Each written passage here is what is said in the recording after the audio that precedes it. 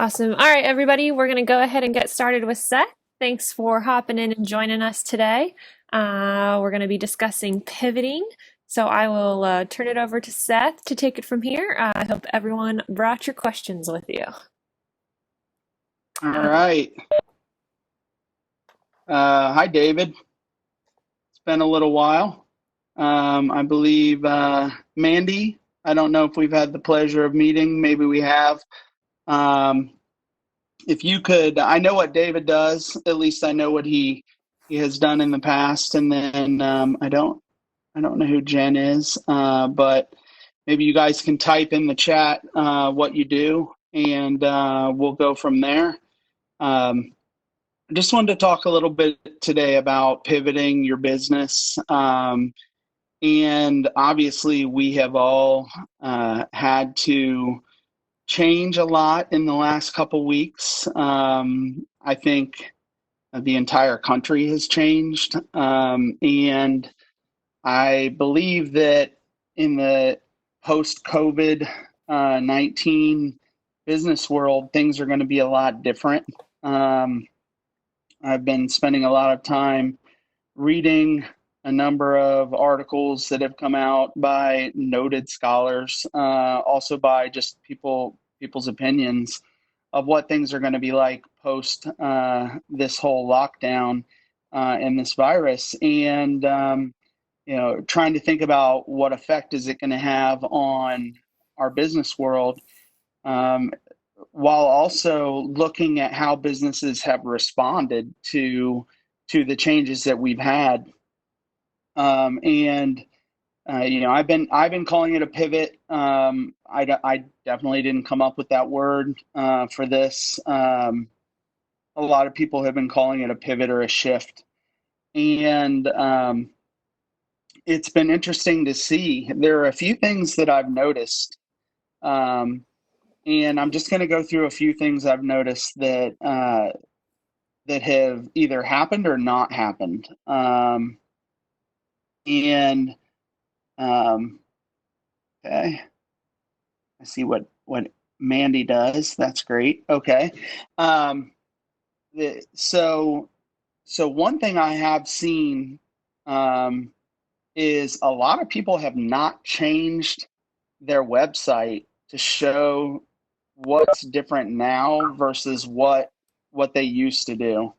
A lot of people still left their website static. A lot of people have left on their AdWords, have continued to advertise the way that they would have advertised prior to this. And I don't know if it was money already spent, but I turned my AdWords off because I think that, well, one, as soon as this lockdown came, you could see a dramatic decrease in business to business clicks through my ads. And I just wanted to see if that was a trend that was going to be happening over a week or two. And it definitely happened. Like, we went from over 100 clicks a month on some consulting ads down to all the way right up until this shift happened, and then they just dropped off. So a lot of people haven't changed their advertising. They haven't changed their website to say what their new rules of business are, or at least to explain to their customers what they haven't what they are going to do or what they haven't done. And that's been kind of shocking to me, because that's a real big part of who you are as a business, is how you communicate over the internet. And then there have not been many people, if any, that I am a customer of, that have called or have said, "Hey, how is this going? How's it going? What's this look like for you? Is this going to change the way we do business? Is this, how do you want to adjust?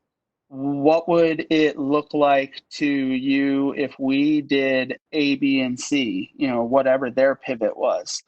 Nobody has taken into account how I feel as the customer. So I needed to turn that around, obviously, and do that with my customers. I've been on the phone with a lot of my customers, and this is a personal touch. It's not necessarily an email. There may be some emails here and there.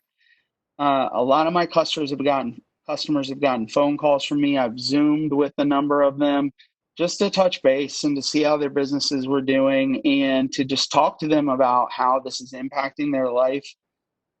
So when, I guess the first pivot that I would suggest is that a lot organizations need to open up their lines of communication and make them more personal. So I have a number of salespeople that work for me that do full commission sales for a few different curriculums that we offer. And I've told them to make their email templates more personal and to ask questions if they have phone calls with those individuals. So that's a big, easy pivot is change your communication on your website and open up your lines of communication with people who you've either done business with, who you have contracts with, that maybe you haven't even fulfilled them. Tackle the hard things first and let them know that you're either willing to pivot or things will be delayed, and ask them how it's going to affect them. Do that with both your suppliers and your customers, but then don't forget about your internal employees.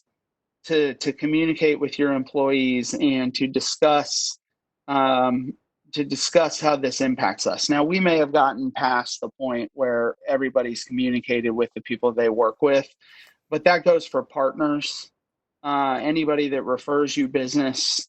So you really want to sit down and put your business in the middle of a circle and draw the lines out. Every single organization, partner, customer, vendor, supplier that you touch, and you want to make sure that you make a point of personal contact with them. So that's the first pivot. And then the second pivot, I guess, approach is to determine what your core is, what your core business is. And if you don't know what your core business is, really simply, it's what you sell, what you offer on a day-to-day basis. And then start to evaluate how that core can live within a world where you have to do things over the internet. At least in this case, we've got Mandy who sells product. It may be straight e-commerce if Amazon is down at this point. It may be advertising in different Facebook groups. It may even be creating your own Facebook group, but shifting to either communicate with people or to provide services and even product over the internet. So take your core and determine what it is, and then focus on potential ways that it can change from a digital standpoint. And if it can't, then you go to the next step and you look at what the boundaries are that you have for your business. What would prevent you from changing your business to work in a digital world? And, so you list the boundaries, and then you start to do problem solving on those boundaries. How can you change the boundaries? Can the boundaries be extended? Can you offer a product, if it's a physical product, further out into a radius around you? And how did you do that before? If you were advertising on a platform that is now not necessarily a place where people are going, what's your next step to get your message out? And then another big key is to look and see what your competitors are doing.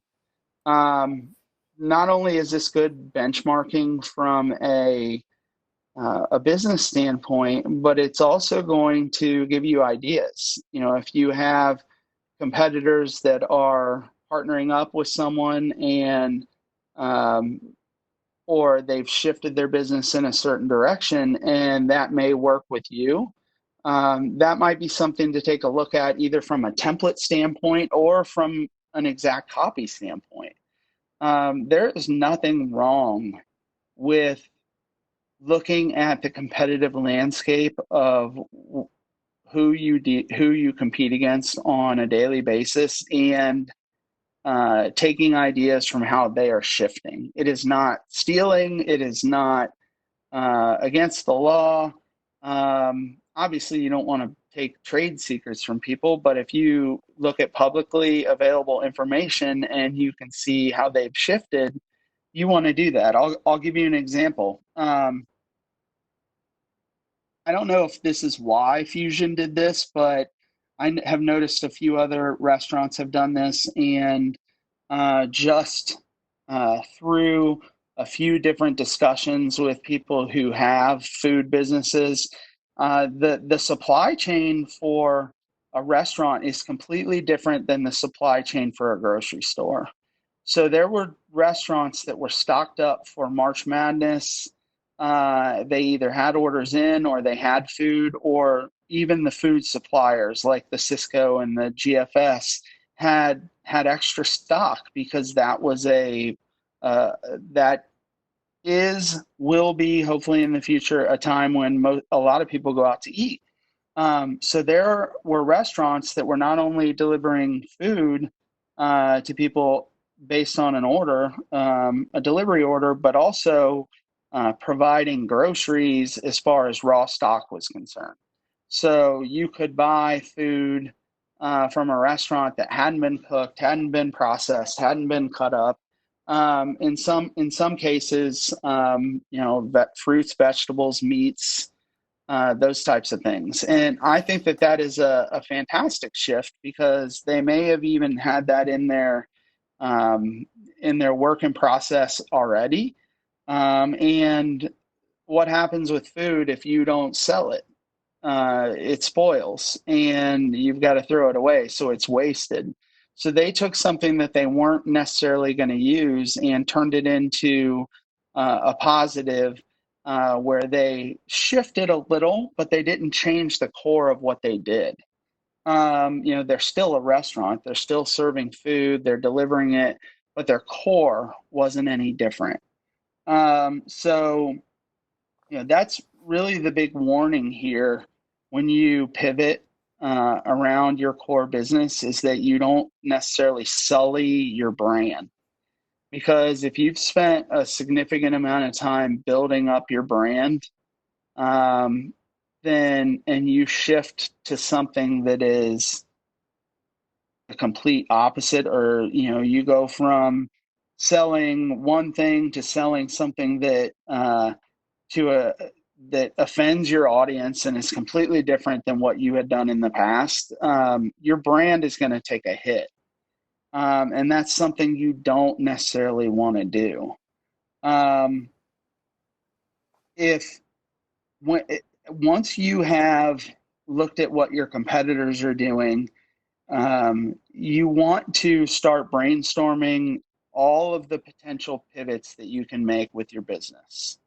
So, and no idea is ridiculous, because some ideas can be built upon and some ideas will just be left alone. And you want to do this with trusted individuals. The reason you want to do this with more than one person is because of something fascinating called brain power. That if you get more than one individual, preferably no more than 5 or 6, because then it starts to get too out of control. But if you get a few individuals to help you brainstorm how you could potentially pivot your business, they're going to come up with ideas that you didn't necessarily think about, and you could build upon each other's ideas, and you may have something that is completely fantastic once you're done with that brainstorming. So brainstorming is the fourth piece here. And then once you've brainstormed and you've taken a few ideas, you want to evaluate those ideas again from a customer and audience standpoint. So you want to pick some of your customers and you want to talk to them. So here we are back when we first started this discussion. I talked about how a lot of companies aren't reaching out and touching their customers, asking how they're doing, asking what they need, asking how they need it. But this is a second question that you'll want to ask them is, does this product, service, functionality, does it fit with what you think the pivot should be? And just get their advice. I mean, you don't have to follow it, but at least get their point of view. And then after you get your customer's point of view, you'll want to start to look at how this could potentially move forward after this lockdown. Is it something you're going to spend money on and do only during this type of a situation, or is this something that you're going to carry forward? I'll give you an example. Right now I own 8 businesses. Speakeasy Yoga is one of those businesses. And within 10 hours of learning about, how things were shutting down in our first class, we moved strictly to live stream yoga classes. And we changed our pass availability. We changed our website. We notified our customers. We asked them questions. We talked to them. We talked to about 30 or 40 customers in person about this. And the next day we were doing live stream yoga classes. Right now we are at about, I could tell you to the minute, we are about roughly 335 monthly memberships for live stream yoga.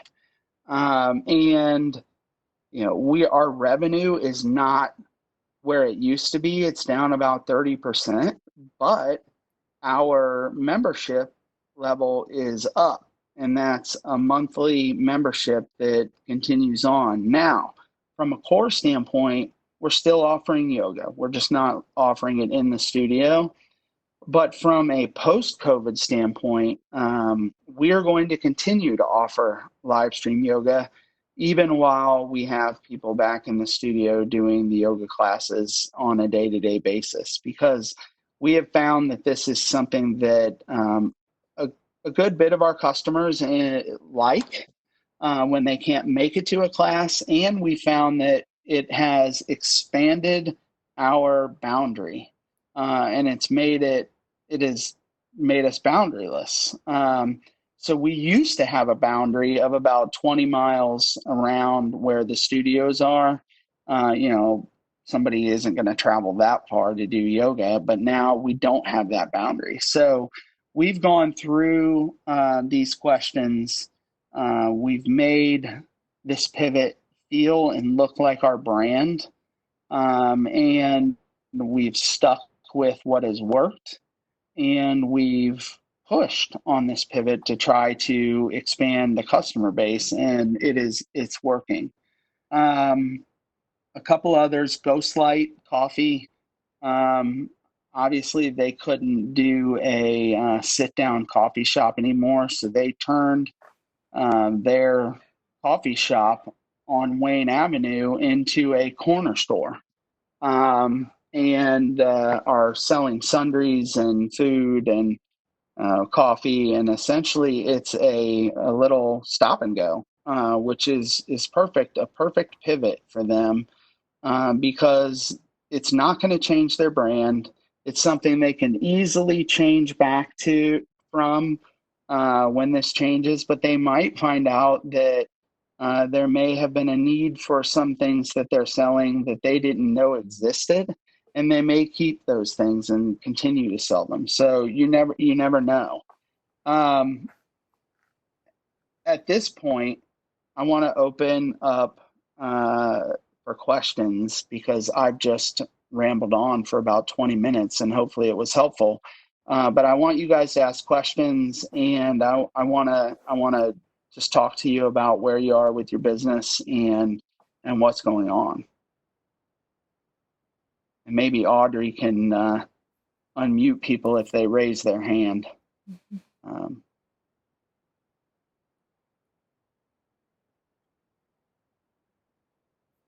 Any questions? I know Jay from Liftoff has some questions. He turned off his camera. He's probably napping while I talk. Let's see. You should have a little hand function in the chat because I am not able to see everybody's video at once. It's next to their. It's next to your camera. If you want to raise your hand, or I can just pick on people. I was gonna say, Seth, do you want to do maybe do some of that brainstorming with folks? Mm-hmm. And then Val did have Val put a question in the chat. Any suggestions for nonprofits or service-based organizations for ways that they might pivot? Yeah, that's a good question, Val. There are templates for pivoting, and those templates probably would fit well in the nonprofit world, where if they're offering either a service or a product to individuals to figure out how they can either deliver that product to them if they're in certain spaces, or it's hard with delivering a service or advice over a digital device if people don't have something that they can communicate on. So I'd be happy to sit down with you and talk about anything specific offline, and just try to come up with some ideas. Right off the top of my head, I don't have anything without knowing what the nonprofit. So service-based, I own a couple different consulting companies, and we went straight to Zoom, and we had been doing this in the past already, where we work with our clients remotely. And this has been happening for a while in our industry. I don't necessarily know about what individuals to do if they have to go to a home or a business to provide that service. I don't necessarily know without thinking about the business specifically. Like, you could look at Jay's business at Liftoff Entertainment, and it's completely event-based, 100%. So Jay has done a great job pivoting to online music bingo, and partnering with Sportial to tap into that audience. But there are other pivots that Jay could be doing, and he and I have talked about that. Jay, do you have anything to say about anything else you've thought of?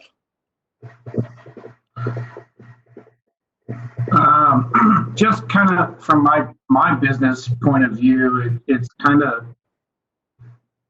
understanding that the manpower behind it, right? So with the virtual music bingo,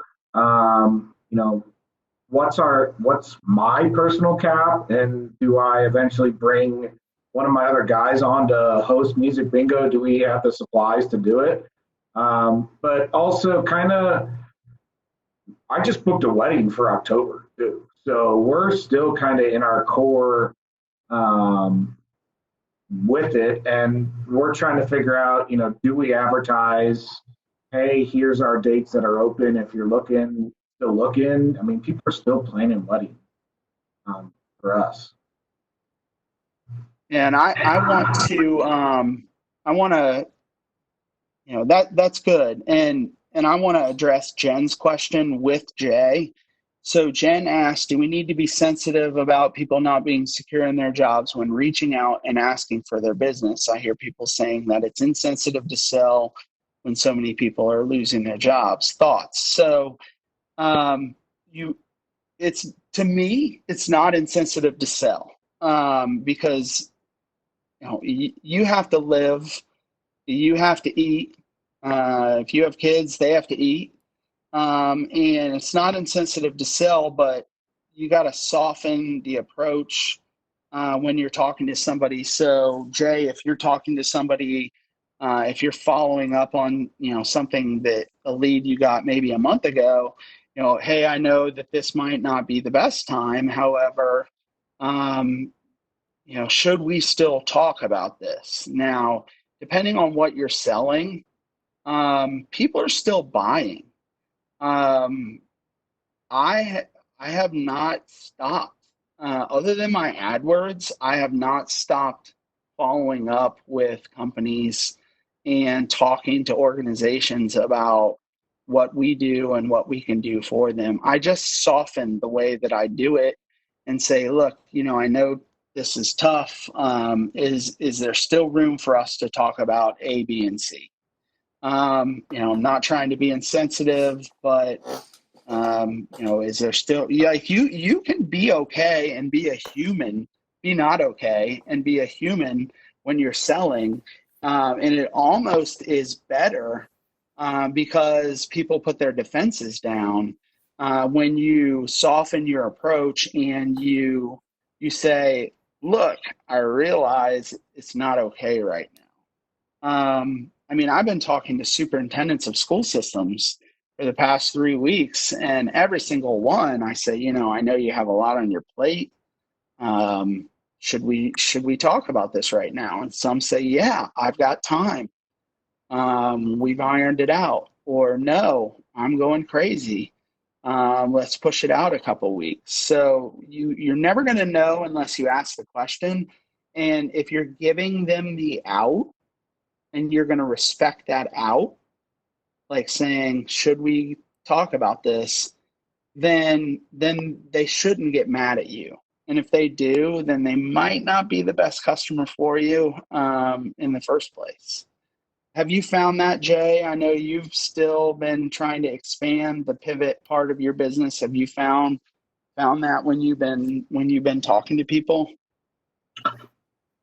So for me, definitely, we've kind of just been reaching out to our wedding our wedding clients, just saying, hey, we're here for you, whatever you need. Our policies for rescheduling weddings are, hey, absolutely, we're in this together. We're a partner with you. So, we're not charging extra rescheduling fees or anything like that. It's all based on availability. And that's the thing that we're talking to clients about is, hey, we're happy to reschedule, but we only have so much manpower. So it's going to be based on our availability for sure. Yeah, and that's key. Is that the biggest key there is that you're communicating with them. And a lot of people are, and this may go to your point, Jen. A lot of people are afraid to reach out because of what's going on right now. But here's the cool thing about what's going on right now. Like, there's maybe one or two, but here's the cool thing. It's going on with everybody. So everybody's in the same situation, and everybody understands, but life kind of has to move on, and life is moving on. It's just moving on in a weird direction. So just acknowledge the weirdness and, do what's called an upfront contract. If you're cold calling people, say, look, this might not be the best time for me to call you from a sales perspective. If you could give me a minute, and if you don't like what I'm talking about, you can hang up on me. And I'd say 9 times out of 10, that person's going to give you a minute to get your elevator speech out, and they're not going to be mad at you. So that's kind of where I'm coming from. Now, I don't necessarily cold call. I've built my businesses to have partners that refer to us. And I was planning on turbulence this year anyways. So I have been planning for the last 6 to 8 months on turbulence in 2020 for a few different reasons, because the stock market was skyrocketing and this was a presidential election year. So I was kind of ready. I didn't know this was going to happen. But you just got to communicate with people, and you got to take it down to the lowest common denominator. And that's that we're all human beings and that we all have jobs to do still. Seth, you've got a couple any more comments in Okay. there. I can't, for some reason, my chat window is really tiny. So if you could tell me what they are, that'd be great. Yeah, so Val was talking, so when she was asking about some nonprofits, a lot of the folks are artists and arts organizations. A lot of their income was coming from commissions or booked events. Some of them are trying to switch to online options, but it's challenging for a lot of folks. And then David was agreeing with sort of softening that sales approach. A lot of the authors use savings to pay for publishing efforts, which is a hypersensitive area. So had to be very careful and sensitive about the approach to make sure they don't feel the slightest amount of pressure or nudging to move forward. And David, I'll unmute you if you want to jump on in. Sure. Yeah, and it's been one of those things that we struggled with a little bit, because some of the people have completely ghosted us on projects that they were ready to pull the trigger on weeks ago. I'll reach out to them and just kind of let them know we're here. There's no pressure to move forward. I basically put the kid gloves on and really gentle with these folks. And some of them have been push, push, push until everything kind of hit. And really what we're doing from a sales perspective is we keep looking for other opportunities, because I don't think we're going to lose those folks, but now's not the time to ask them to reach into their 401k or their savings or however they plan to fund the project. So we've just continued to try and look elsewhere. Part of our struggle in this, though, going forward has been the face-to-face. As a couple of you know, so much of what we do is face-to-face. I sit down with people and I meet with them, which you can't get from pretty much any other publisher around here. It's really tough to do right now, to talk somebody into downloading software to do a Zoom call. And I haven't figured out how to get around that. But that's just one of those things we'll figure out as we move forward. So one thing that I've done to make it easier for my clients, I pay for a Zoom room, and I have for a while. I think I've been using Zoom for a few years now. And I have a static address for my Zoom room, and I've tied it to a domain name. So I just have them go to that domain name, and that's my Zoom room. And I open up, the waiting room's open. The software isn't too bad. From a download standpoint, I know Zoom has changed that over the years, but I give them a domain name and I say, that's where we're going to meet. And that's where they go. And when I open up the meeting, they're either sitting there or they get on right after the fact. So you just buy a domain name and forward it to your Zoom room. The echoing what David said, it is tough to get people to sit down. You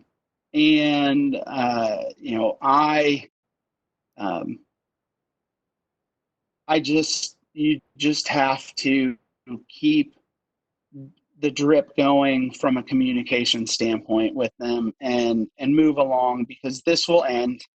2008, 2009 was almost the same. Obviously we weren't stuck in our homes, but that was a huge hit from the economy and the housing standpoint. And we retrenched and really reevaluated how we did business. And, I reach out, or I really advise a lot of people to work on their business and in their business right now if it's slow. If it's not going to die, and they can either go get the paycheck protection program or payroll protection program, or get the economic disaster loan or the advance of $10,000. If they can do something to keep themselves afloat, this is a perfect time to automate things. This is a perfect time to document your processes and streamline some things, fix things that cause rework in your business. It's a perfect time to do that. You essentially have everybody's got their finger on the pause button right now, and that pause is giving you the ability to really hone what you do. Let's see. There are a lot of people in here, though, or a lot of words from Val. So, So that one's from Jen to Val. So Jen, I'm okay. gonna unmute you if you wanna. I don't need to be reading everybody's comments. That's fine. Thank you. So I was just saying to Val, because she mentioned the groups that she's working with are a lot of artists and organizations.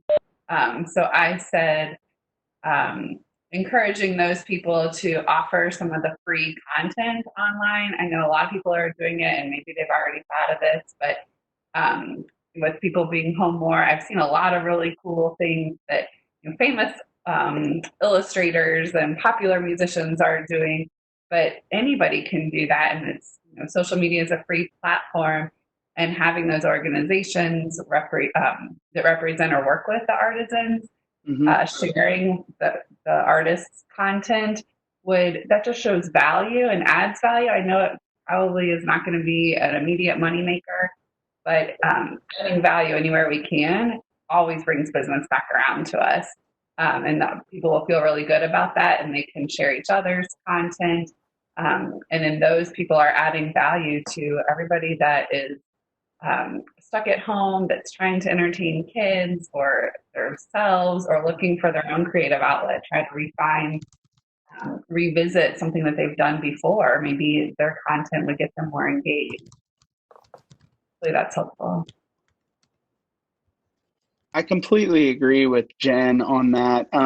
The other thing I would do is, and I don't know if I've seen anybody do this, is put up a way for people to donate online. I mean, even $1, and you could just even put that $1. Anything that could be done.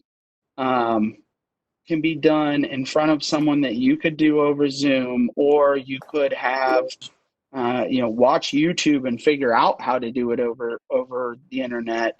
I mean, we've all got these, and our cell phones are, they're pretty powerful, and I don't think anybody's going to kick up any dust about quality at this point, because cameras and microphones are almost impossible to get.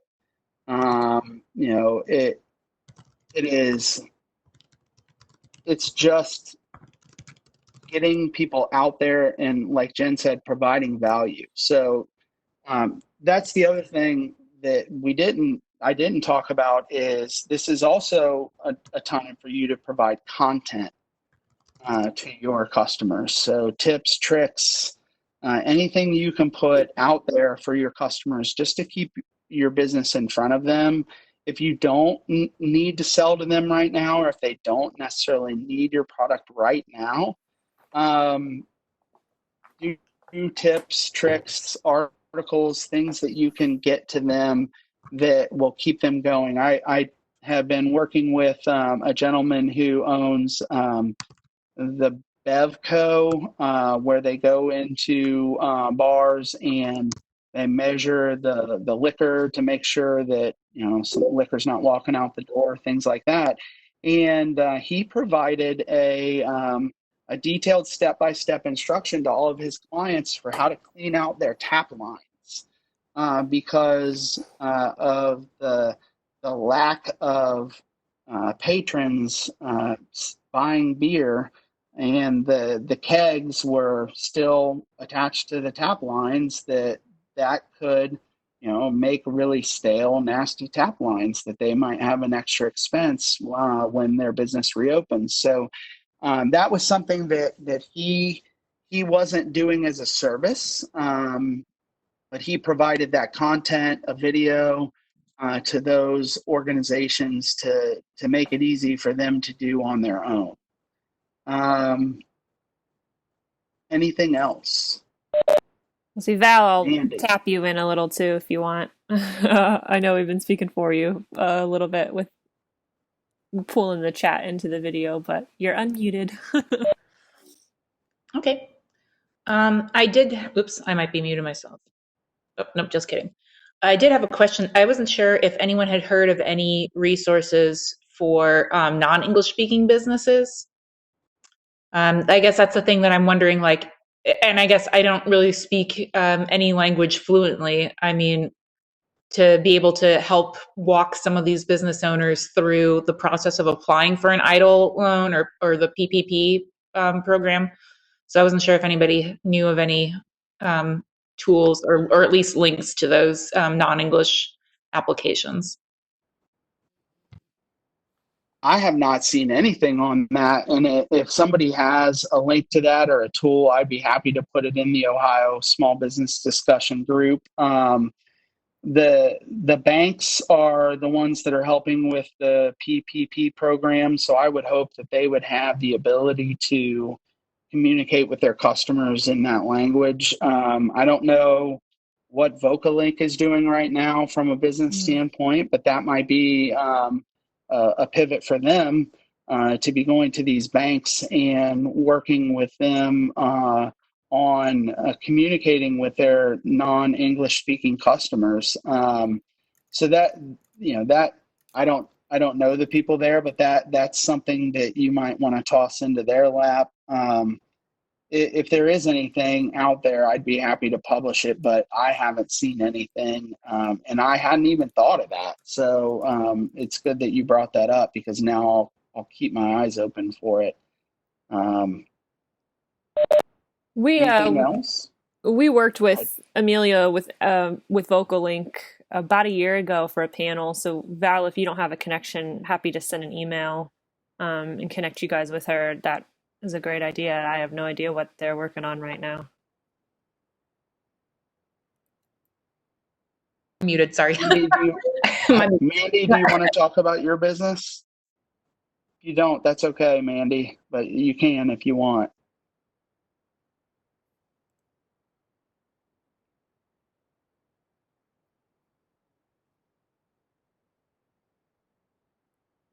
Thank you, Audrey. No worries. Sorry. Slow to the trigger there. No problem. This has actually been good for me in my business, so I'm trying to continue to utilize the traction I've gotten. And so one of the things I ask you guys is I don't have a lot of direct sales to my customers. I do a lot through grocery stores and boutiques and third-party sources, Amazon. But I'd like to start driving sales through my own website. So if any of you folks do or know somebody that does SEO work, please contact me. Yeah, okay. I'll help you. And because really and I've known for a while that's a weak point, but I've had decent sales through the grocery store, so I haven't pushed it. Yesterday was the first day that I've not had 3+ sales on Amazon for the month. For like the entire month of March, I had 3 to 5 sales a day for one of my products. Awesome. And yeah, and so it's increased my sales 260% for the year. Fantastic. Yeah. So obviously I want to keep that momentum up. And as some of the other folks have said, people are buying. People are at home. They don't have anything else to do, so they're shopping. People are cooking. And that's the basis of my business is always been to get people in the kitchen cooking. So I want to utilize this time for, while I can, because this is a very unique time, obviously. And I have a unique product. I think you're 100% on mark to continue the momentum. I think that there are some ideas I have for you that you could do without gold plating, and I'll explain what gold plating is. You could make some just simple videos to put on your website about, I don't know, different recipes, different things people have done. You could do a vlog where it's you talking, and you could use your phone. When I say don't gold plate it, I mean don't spend money on on editing it. Don't spend on the videos. Put them out there. See how your customers react to them when times are a little smoother and when things are, when there's more money on the table, then you can maybe make some professional videos. But a lot of people get stuck in this. Everything has to be perfect before we let the market see it, and that's it. That's why a lot of products and services don't get to the market, because people are, they want it to be perfect before people see it. Get on there, be a human, put it up, talk to your customers, let them know that you appreciate it. Well, create a community. And, that is something that people shy away from because they want perfection. Well, I'm here to say that nobody's perfect, and perfection costs a lot of money, and it slows down progress.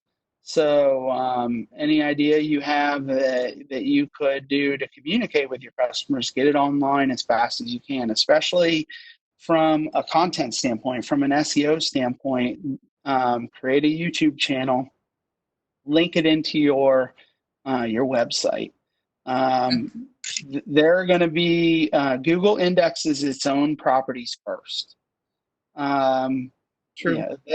And if you have a YouTube channel and it is a link on your website, or it points to your website and your website points back to it, when you add things to your website, it will get indexed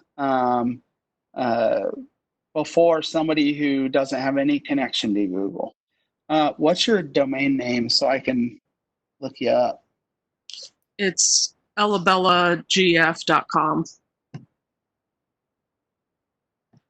And I'm on Facebook, Twitter, Instagram. It's either Ellabella GF or Ellabella Gluten Free, various.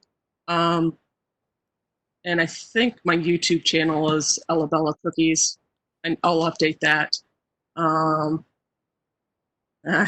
My daughter just is going to go look it up too. Actually, that's one of the things that I've been wanting to do is make some breadsticks. Went to school in Bowling Green, and there's a great restaurant up there that has these fantastic breadsticks. So I was going to videotape myself making them and do the copycat recipe thing.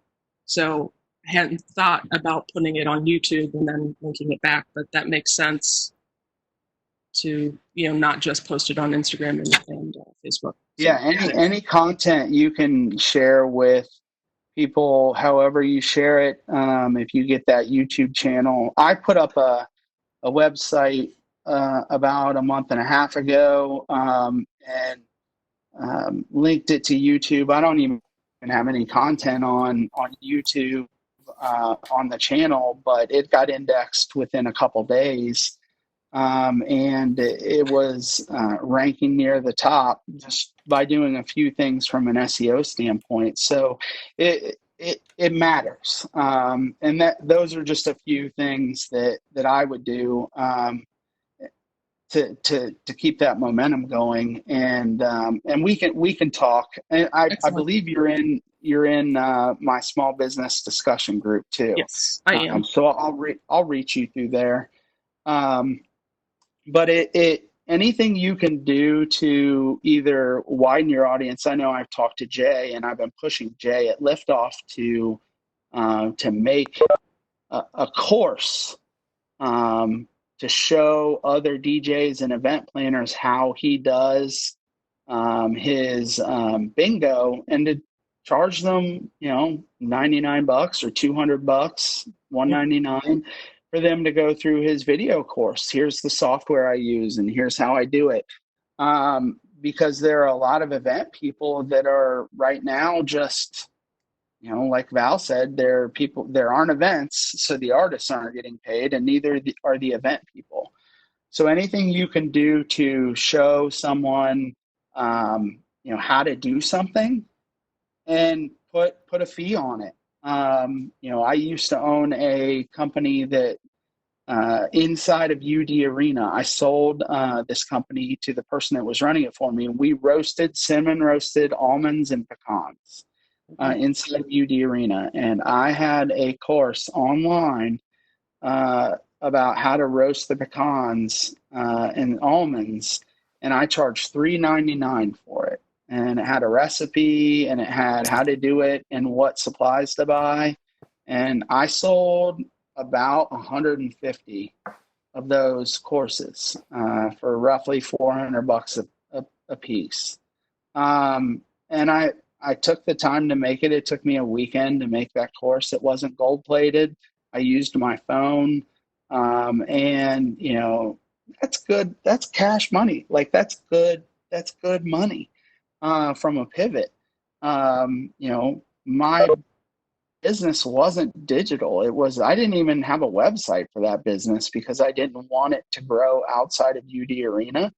But that was one pivot I did do. And I posted in a few chat rooms and posted in some groups on Facebook. And next thing you know, people who have businesses like that or who sell at different fairs or festivals were, wanting to expand what they sold.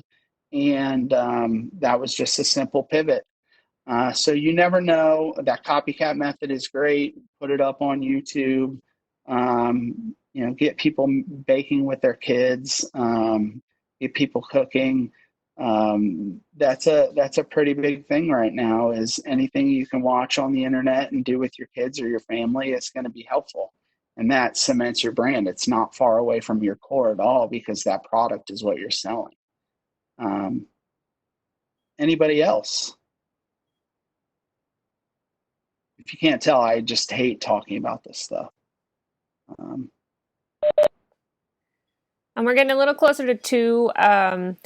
Just so you guys know, we do have a weekly e-newsletter that we kick out, and you can actually tailor it. So if you don't want it weekly, you can set it up to come more often or less often.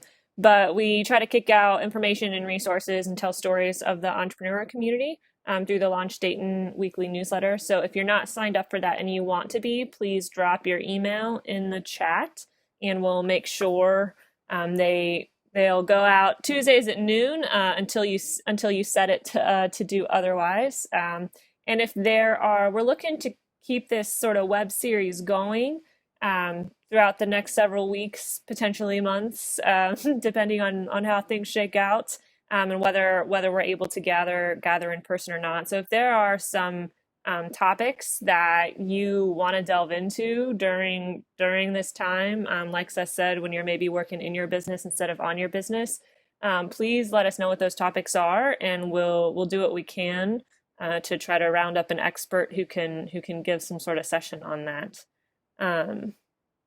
Yeah, if anybody's got some final questions, or if there's something that you wanted to get into in this session that we haven't touched on, or if I just haven't unmuted you enough, let me know real quick and sign off with you guys. I think that's. I was gonna say I'm not seeing any hands. Me. Yep. Cool. Thank you all. Thank you all for attending. Yeah, thanks for waiting. This is our first time running this, so thanks for being patient with us as we work out some kinks. Our planning I've been recording So if technology all cooperates, hopefully we'll be posting the full clip of this on social media later. If there's a part you want to revisit, or if there's someone you want to share it with who couldn't make it this afternoon, please feel free. Thank you all. Thank you.